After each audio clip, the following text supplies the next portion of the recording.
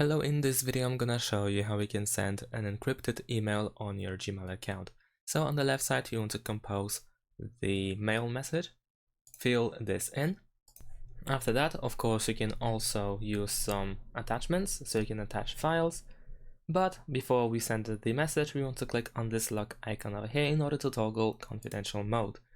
We will open this window where we can set the expiration time.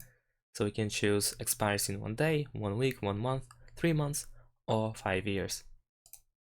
After that, we can also choose whether it should be required to use the passcode. So we can send the SMS passcode or simply don't. And after that, press save. Now we will see this additional information in the draft when the content will expire, and the information that recipients won't have the option to forward, copy, print, or download this email. And after that, we can click send in order to send the encrypted email. And that's it. Thanks for watching. Leave a like and subscribe to my channel, and see you in my next videos. Bye.